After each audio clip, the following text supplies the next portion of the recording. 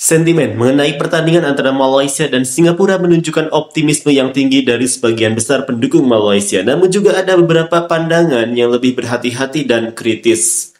Prediksi kemenangan dan optimisme. Mayoritas komentar sangat yakin bahwa Malaysia akan menang besar melawan Singapura dengan beberapa prediksi skor telak seperti 3-0 bahkan 9-0. Optimisme ini didasari oleh keyakinan akan kekuatan Harimau Malaya saat ini, terutama dengan adanya pemain keturunan baru dari Brasil dan Argentina yang direkrut oleh TMJ. Pertandingan melawan Singapura dianggap sebagai ajang untuk menguji taktik dan menyusun pemain. Sebelum menghadapi lawan yang lebih berat seperti Palestina, Singapura dianggap sebagai tim yang sangat lemah dan banyak yang mengejek bahwa para pemainnya adalah pemain lama. Pandangan kritis dan peringatan. Meskipun optimisme mendominasi, ada juga suara-suara yang mengingatkan agar tidak meremehkan Singapura. Mereka khawatir jika Malaysia terlalu meremehkan lawan, tim bisa dipermalukan.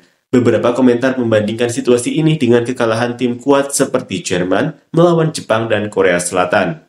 Kritik terhadap tim nasional Malaysia. Ada juga kritik yang mendalam tentang kondisi tim nasional Malaysia saat ini. Beberapa pendukung merasa bahwa kemenangan tidak bisa dibanggakan karena tim terlalu mengandalkan pemain naturalisasi atau keturunan, bukan pemain lokal asli.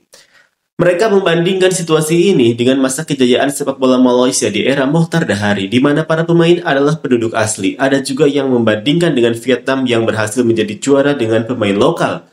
Kritik ini juga menyoroti mengapa Malaysia menolak pertandingan melawan tim peringkat yang lebih tinggi, tetapi malah memilih untuk melawan tim yang dianggap lebih lemah seperti Singapura, yang dianggap tidak efektif untuk menguji kemampuan tim.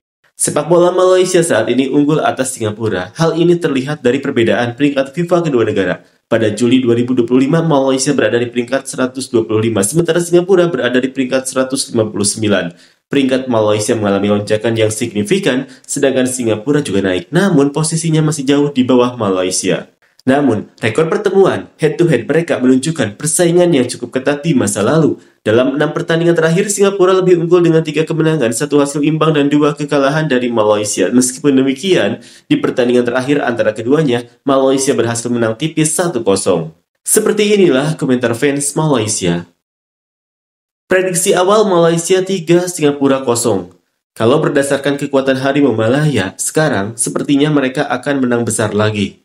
Alhamdulillah, Harimau Malaya terbaik. Tapi jangan remehkan, masing-masing punya kelebihan. Semoga kemenangan jadi milik Harimau Malaya. Amin. TMJ merekrut lagi pemain keturunan dari Brasil dan Argentina. Jangan memandang rendah Singapura, kalau salah langkah bisa malu. Level Singapura lawan Selangor saja.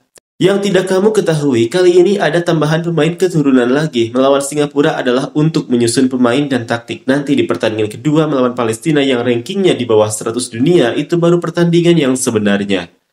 Jangan meremehkan Singapura, Jerman yang kuat saja pernah kalah melawan Jepang dan Korea Selatan. Meskipun menang melawan Singapura, saya pikir Singapura lebih terhormat karena pemainnya adalah penduduk asli. Pemain Harimau Malaya bukan penduduk asli, jadi tidak ada yang bisa dibanggakan seperti dulu pada masa Mohtar Dahari, Santok Singh, dan lainnya. Entah di mana salahnya saat ini. Pemain Vietnam adalah pemain lokal, tetapi mereka tetap menjadi juara. Mungkin manajemennya bagus. Singapura sangat-sangat lemah bagi Harimau Malaya, 9-0 pun mungkin Singapura akan dilahap. Singapura ini umurnya tidak bertambah, pemainnya masih zaman Safes Ali atau Shakir Ali lagi. Kalau mau menguji, harus melawan yang lebih kuat baru bisa menilai posisi tim, bukan melawan yang lemah. Tidak mengerti kenapa menolak pertandingan dengan tim peringkat lebih tinggi, tapi setelah itu malah mengatur pertandingan melawan Singapura. Siapa yang bisa jelaskan?